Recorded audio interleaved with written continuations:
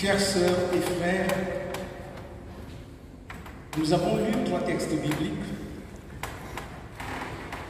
mais celui qui va retenir notre attention est Marc, en son chapitre 5, les versets 21 à 43. Ce texte de notre prédication de ce jour nous met en présence de 2 autres signes ou miracles que Jésus a fait en Galilée. Cette fois-ci, il s'agit de la guérison d'une femme atteinte de perte de sang depuis 12 ans et du retour à la vie d'une jeune fille de 12 ans. Ces 2 situations ont en commun la mention de 12 ans, comme pour signifier que la maladie de cette femme a coïncidé avec la naissance de l'enfant. Pendant que la famille de cet enfant se réjouissait de sa venue et de sa croissance depuis sa naissance jusqu'à ses 12 ans, la femme dont il est fait mention dans le texte souffrait. Leurs chemins se croisent malgré eux.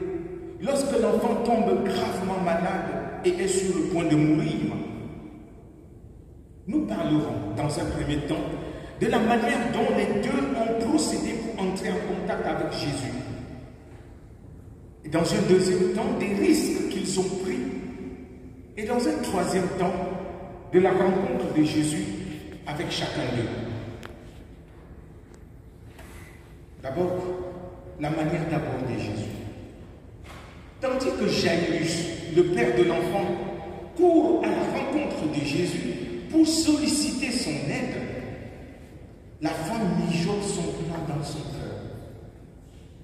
Nous voyons là se manifester 2 approches différentes. D'abord celle de Jairus au verset 22 et 23, que je relis pour nous. Alors vint un des chefs de la synagogue nommé Jairus, qui, l'ayant aperçu, se jeta à ses pieds et lui adressa cette prière, cette instante prière.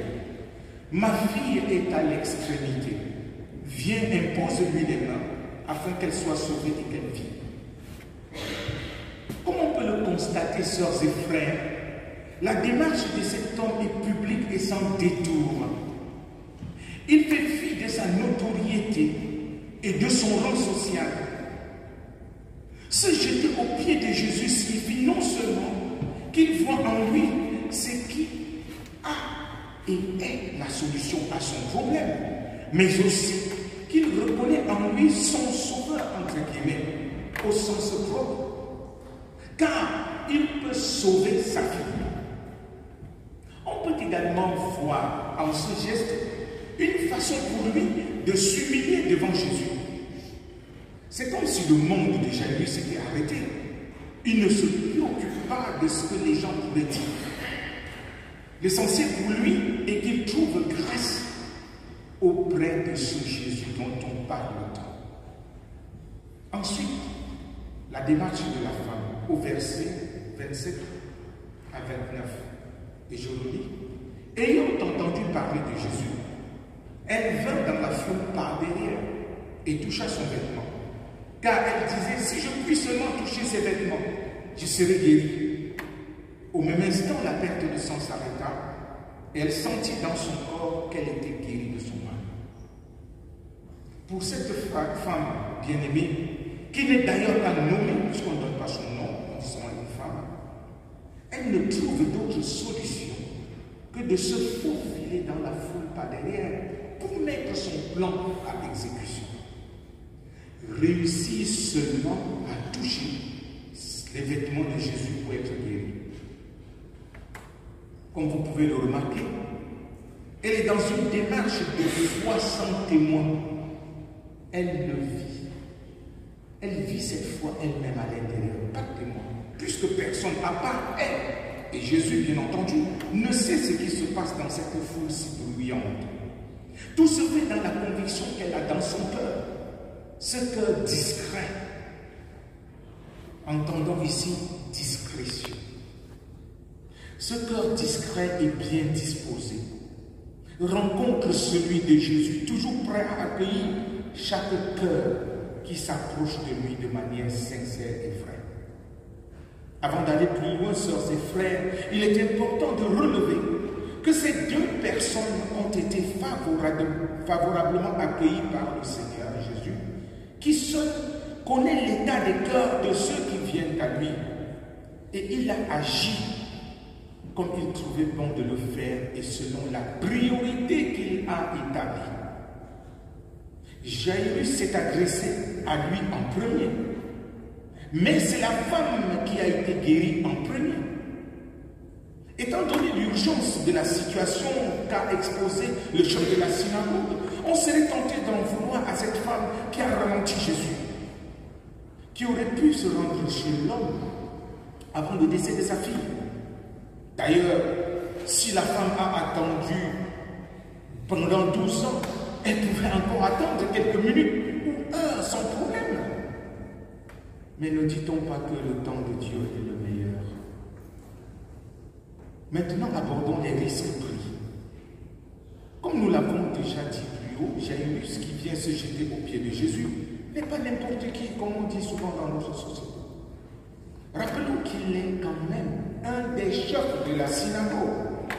Et à ce titre, il prend un énorme risque, car en agissant de la sorte, il s'expose d'une part à toutes sortes de sanctions de la part de ses pairs et supérieurs religieux qui en veulent à Jésus à mort, et d'autre part à la moquerie de la foule qui est témoin de son geste. Bien plus, il permet de dire que c'est moi qui l'interprète de la sorte. Il permet de dire que la loi ou le judaïsme fait allégeance à la grâce que Jésus incarne. Ce qui est aux yeux des adeptes de la religion juive bien plus qu'une trahison. C'est une abomination, c'est une imposture. Du côté de la femme, elle avait également pris beaucoup de risques et c'est pourquoi elle ne pouvait faire autrement que de se cacher. Étant donné le contexte très dur de la loi qui régisse la question de la perte de sang pour une femme, pour nous donner une idée, lisons ensemble ce passage du livre du Lévitique au chapitre 15, les versets 25, 26 et 27. Je lis. La femme qui aura un flux de sang pendant plusieurs jours, hors de ses époques régulières, ou dont le flux durera plus qu'à l'ordinaire, sera impure tout le temps de son flux, comme au temps de son indisposition menstruelle. Tout lit sur lequel elle couchera pendant la durée de ce flux sera comme le lit de son flux menstruel, et tout objet sur lequel elle s'assiera sera impur, comme lors de son flux menstruel. Quiconque les touchera sera souillé. Il lavera ses vêtements, se lavera dans l'eau et sera impur jusqu'au soir. C'est ce que vivait cette femme depuis 12 ans. 12 ans d'exclusion. 12 ans de stigmatisation. 12 ans d'enfermement par une loi inhumaine qui était pourtant conçue pour réguler la vie en société.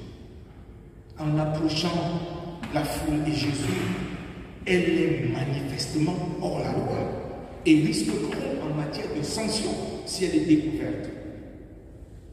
Il est important de noter qu'en accueillant la femme, Jésus se met aussi hors la loi et prend également un risque de se voir accusé d'enfreindre la loi de Moïse. Bien-aimés de Dieu, ces deux situations nous montrent qu'il n'y a pas de foi en Christ sans risque. Il n'y a pas de foi sans risque. Croire que Jésus-Christ est Seigneur à la gloire de Dieu le Père et le confesser publiquement est un risque. Comme les parents, n'est-ce pas, d'Ézéchiel viennent de confesser qu'ils vont accompagner Ézéchiel dans la foi chrétienne, et comme ils l'ont fait à la Pentecôte, lorsqu'ils ont été acquis ici liturgiquement, confesser publiquement est un risque, mes amis. Cette foi nous oblige à faire des choix. Celui d'abandonner certaines pratiques, fréquentations ou certains cercles d'amis par exemple. Oui, choisir Jésus, ça expose à des risques, car on ne peut pas plaire à Dieu sans prendre de risques en voulant contenter tout le monde. Je ne sais pas ce qui s'est passé avec vous, mais quand j'ai choisi de suivre Jésus, quand j'ai répondu à sa grâce, il m'est arrivé de faire des choix. Il y a des amis que je ne pouvais plus voir, pas parce que je ne voulais pas voir, mais parce que j'ai confessé que j'appartenais à Jésus. Pour eux, ils trouvaient que c'était incompatible avec notre amitié. Et ils se sont séparés. Parce qu'on fréquentait certains milieux ensemble, j'ai dit je ne peux plus fréquenter ces milieux parce que je les trouve incompatibles à la foi en Christ. Alors, ils m'ont abandonné. J'aurais bien voulu continuer à être avec eux, mais j'avais un choix à faire. Choisir soit de suivre Jésus, ou de continuer à les suivre, ou d'essayer de faire les deux, l'équilibrisme. Sœurs et frères, confesser sa foi, c'est prendre un risque, c'est faire un choix. Je ne sais pas vous, est-ce que vous avez choisi vraiment? Alors quand vous choisissez, ne regardez pas en arrière en disant « Oh, tel meilleur ami, je ne l'aurai plus, je ne ferai plus ceci, tout ça. » Tel meilleur cercle d'amis, tel meilleur cercle de collègues ou de frères ou de sœurs. Il y en a qui ont été jetés dehors, je l'ai connu. Coupé de certains membres de ma grande famille parce que j'étais chrétien. Mais la bonne nouvelle, c'est qu'au fil des temps, tous ceux-là ont compris, sont devenus aussi chrétiens et ont compris mon choix. Maintenant, nous sommes des amis, des frères inséparables. Troisièmement, la rencontre de Jésus avec chacun de nous. La structure de notre texte me donne de commencer par la femme, avant d'en venir, n'est-ce pas, au cas de Jairus. Comme je l'ai souligné tantôt, la rencontre de la femme avec Jésus se fait dans un contexte assez particulier. Elle souffre depuis 12 ans, malgré son périple chez plusieurs médecins, a dépensé tout ce qu'elle avait, sans pour autant connaître de soulagement. Au contraire, sa situation se dégrade davantage. C'est dans cette impasse qu'elle entend parler de Jésus. Elle se lance avec un plan bien ficelé dans son cœur. C'est un peu l'action de la dernière chance. Et il ne faudrait pas qu'elle se loupe. Heureusement pour elle, ça marche. Et elle est guérie. Seulement, un événement imprévu survient. Elle ne s'attendait pas à ce que Jésus se rende compte de quelque chose. Elle aurait voulu rester dans l'anonymat et se sauver. La voilà mise à découvert alors qu'elle voulait se cacher. Elle ne se doutait pas que son geste de foi allait toucher le cœur du Seigneur. En cela, la question de Jésus la libère. Car en lui adressant la parole, Jésus la restaure dans son humanité. Ne perdons pas de vue que dans son impureté, il était même interdit de lui parler.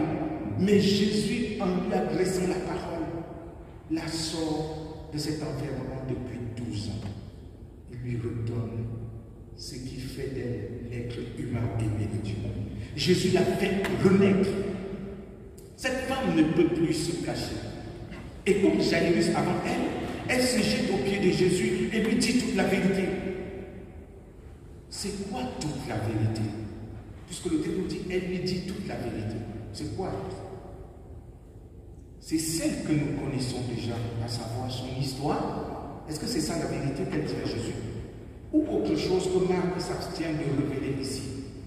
Toujours est-il que le Seigneur conclut par cette belle parole. Ma fille, ta foi t'a sauvée. Va en paix et sois guérie de ton mal. Le verset 34.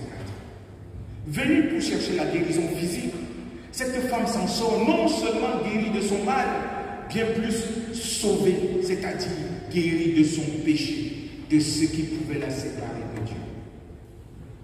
Quant au chef de la synagogue, c'est un bon père de famille qu'il a le réflexe de recourir à la personne la mieux indiquée pour sauver sa fille mourante.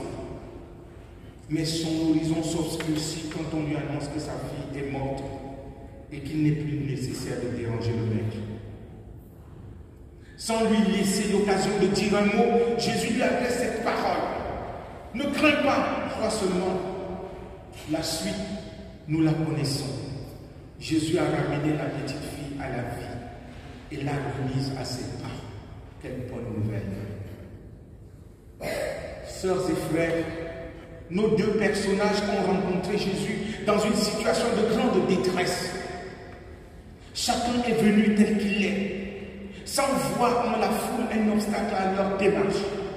Leur objectif était d'arriver à Jésus, justement parce que Jésus était venu à leur niveau, se rendant ainsi accessible à eux. L'amour de Dieu est premier. Il est venu et il s'est montré.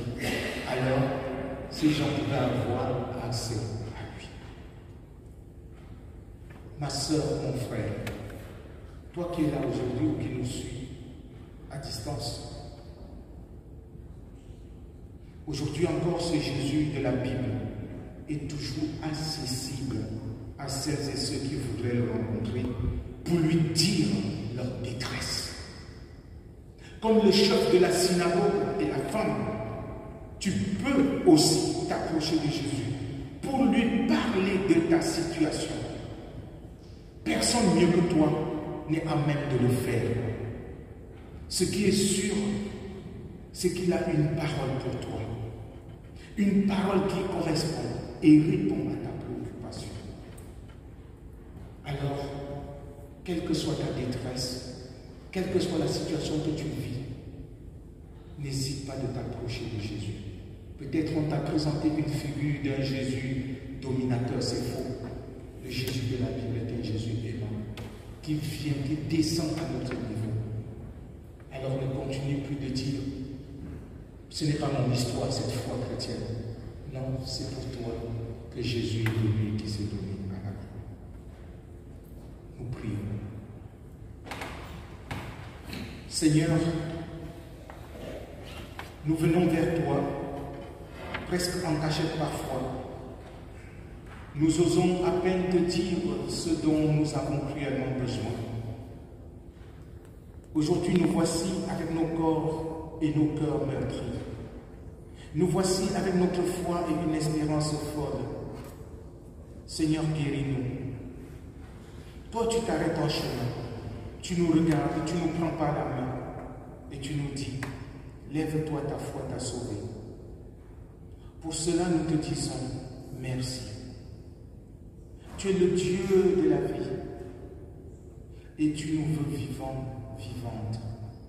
Ton souffle d'amour balaie nos errances. Il nous tire des impuissances dans lesquelles nous nous fourvoyons. Ton souffle d'espérance nous soutient dans nos luttes de chaque jour. Ton souffle nous donne la vie, une vie qui dure à jamais. Puisque nous vivons en toi et que toi, tu vis en nous.